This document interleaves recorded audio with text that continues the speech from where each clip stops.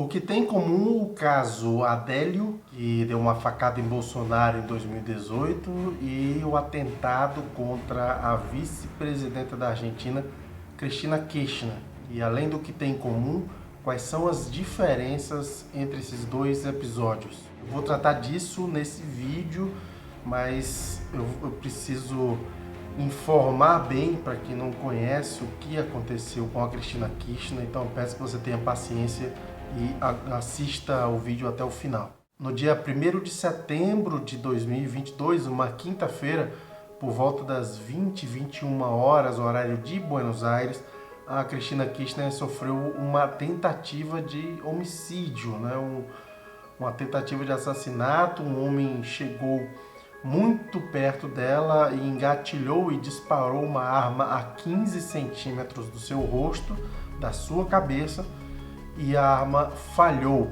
Isso aconteceu bem na frente da casa dela. Ela voltava do Congresso, Ela, como vice-presidenta do país, ela tem a função constitucional de presidir o Senado, de conduzir as sessões do Senado, e ela foi surpreendida com essa tentativa de homicídio na frente da sua casa, felizmente frustrada. Uma curiosidade, eu estive lá na véspera, no dia 31 de agosto, quarta-feira, por volta de 5h30 da tarde.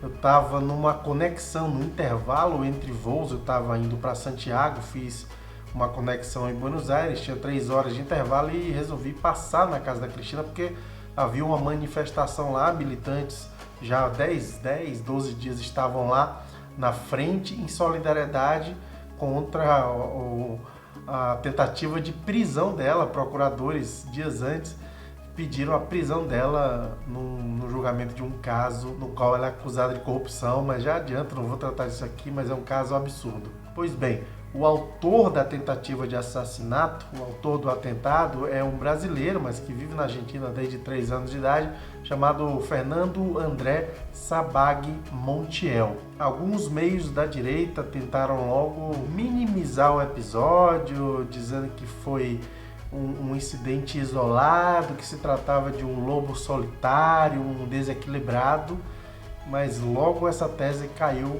por terra.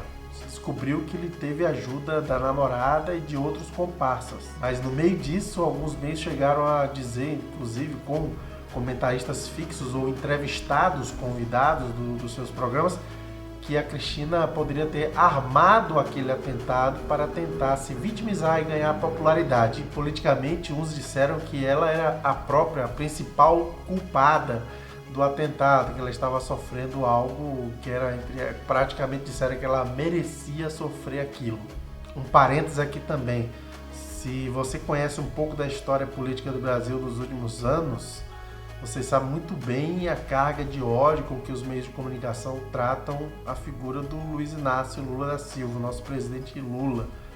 Pois, acredite ou não, na Argentina o ódio dos meios de comunicação da direita é ainda maior e a cobertura é mais canalha do que o que fazem com o Lula aqui no Brasil. Acredite se quiser. Mas é verdade, eu morei na Argentina, posso atestar isso. Tem o fato dela ser mulher, de ser uma pessoa bem-sucedida economicamente, aí eles consideram que é uma traição uma mulher rica ser de esquerda, ser progressista, ser peronista no caso da Argentina.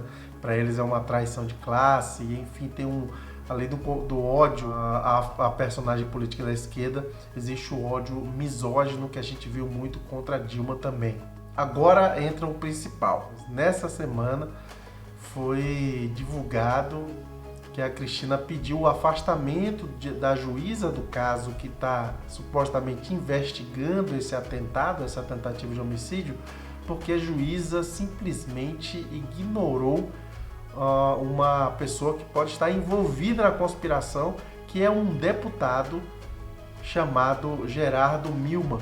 Milman é um deputado do proposta republicana, da coalizão de direita e opositor ao atual governo da Argentina. A coalizão se chama Juntos pela Mudança, Juntos por el Cambio.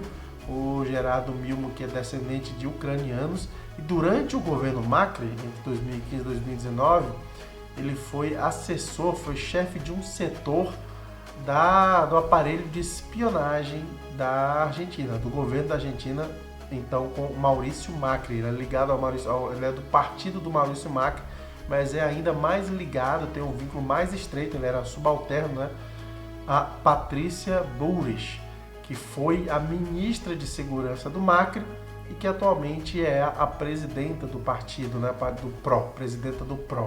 E a Patrícia Bullrich é uma espécie de Bolsonaro da Argentina, uma pessoa de extrema direita, profundamente vinculada ao submundo da espionagem na Argentina e que, infelizmente, é um dos nomes que a direita quer colocar para se candidatar a presidenta no próximo ano, eleições de outubro de 2023. Pois bem, como eu disse, o Geraldo Milman foi subalterno, né? Foi funcionário da Patrícia Bullrich no Ministério de Segurança, comandando um setor da espionagem, e esse Geraldo Milman foi visto 2 dias antes do atentado, quer dizer, no dia 30, num bar ao lado do Congresso Nacional, o bar Casa Blanca, até já passei muitas vezes lá na frente.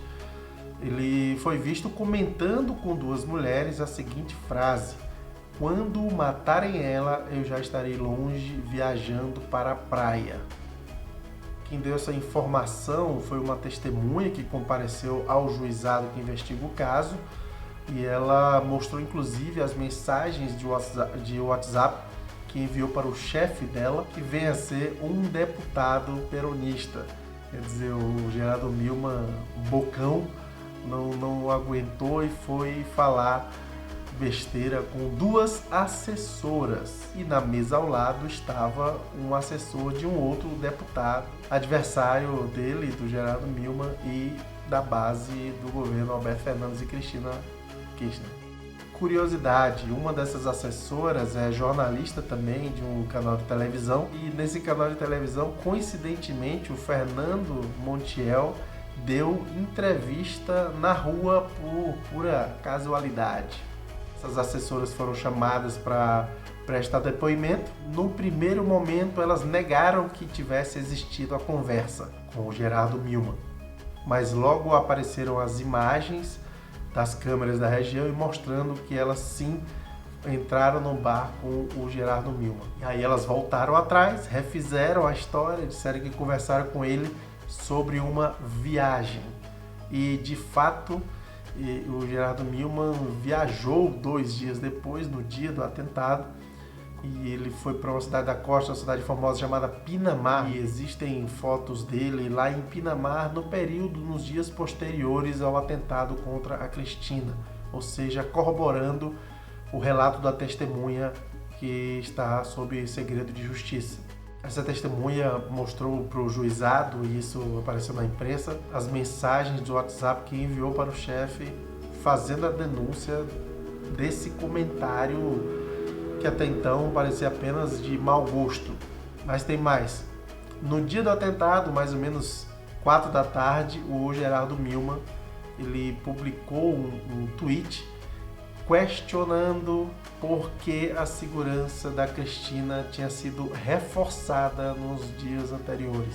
Mas, no dia 18 de agosto, quer dizer, mais ou menos 2 semanas antes do atentado, ele apresentou um pedido de informe, mais ou menos um pedido como se fosse um requerimento de informação para o governo, exatamente para questionar isso, questionar por que a custódia, né, a segurança da Cristina tinha sido reforçada. E no projeto, na argumentação do projeto, ele faz uma crítica política dura, falando que a Argentina sem o peronismo sobrevive, faz uma menção a Cristina, se deixar de existir, enfim, ainda assim tem peronismo, quer dizer, coisas muito estranhas, olhando agora, depois do que aconteceu no dia 1º de setembro. Voltando aqui, a Cristina pediu o afastamento da juíza, que se chama Maria Eugênia Capuchetti, não sei exatamente a pronúncia, italiano o nome, porque essa juíza, ela simplesmente até agora não pediu o depoimento, não cobrou que o deputado vá se manifestar sobre o episódio. Uma pessoa que pesa contra si uma série de evidências e provas tão robustas, e a juíza não quer saber, não quer nem ouvi-lo, alguma coisa de errado tem. Tem outros detalhes que eu não vou poder aprofundar aqui porque o vídeo já está enorme, mas descobriu-se que o Fernando Sabag Montiel é de uma entidade de extrema direita que recebeu dinheiro de gente, de empresários ligados ao PRO, ao partido do Macri e da Patrícia Bullrich. Mas fica para outro vídeo, ou quem quiser procure na internet que vocês vão achar na mídia argentina todos os detalhes disso. Agora, o que tem a ver Adélio e esse atentado? A primeira semelhança é que se trata de episódios, envolvendo figuras proeminentes dos seus países. Bolsonaro, então candidato a presidente do Brasil, líder das pesquisas, e a Cristina Kirchner, vice-presidenta, ex-presidenta, e um dos nomes que aparece como grande possibilidade de ser candidata a presidenta novamente. Outra semelhança é que os dois episódios têm envolvimento, atuação direta da extrema-direita. Por outro lado, há muitas diferenças também, as principais são o fato de que o caso do Adélio não tem transparência nenhuma, parece que o Bolsonaro não quer investigar, não quer descobrir exatamente o que é que estava por trás, considerando que graças à internet, a investigadores, jornalistas, o Brasil soube que o Adélio esteve no clube de tiro que o Carlos Bolsonaro, Carluxo, frequentou, esteve exatamente na mesma semana, no mesmo dia em que o filho do Bolsonaro estava nesse clube de tiro lá em Santa Catarina. Existem mais de 300 clubes de tiro no Brasil. Coincidentemente, o Adélio foi parar num clube lá em Santa Catarina, longe de Minas Gerais, onde ele morava, e ele não tinha dinheiro, um cara era desempregado. Curiosamente, ele foi parar no clube de tiro em Santa Catarina, no mesmo dia em que estava o filho do presidente, do candidato, cuja vida ele tentou ceifar com uma facada. E na Argentina é o contrário. A Cristina Kirchner está muito empenhada em descobrir tudo o que está por trás desse atentado, dessa tentativa de assassinato, e as informações todas têm vindo à tona. O caso está com bastante transparência, embora muitas fake news estejam sendo produzidas também pela extrema-direita para tentar desviar o rumo do debate, mas o fato é que a Argentina tem meios progressistas, ainda que pequenos, mas com um alcance suficiente para manter o caso sendo debatido e sendo investigado. Não estão jogando para baixo do tapete essa sujeira relacionada a esse atentado. Fica aí a lição, é muito importante que a gente consiga construir um ecossistema midiático relevante, se não dá exatamente para fazer frente, para disputar espaço com a grande mídia, a gente tem que alcançar um tamanho razoável para que boa parte da população tenha acesso a essas informações e a essas opiniões que a gente, no nosso campo, difunde, que a gente produz. Adélio, Fernando Sabag Montiel. Figuras muito esquisitas.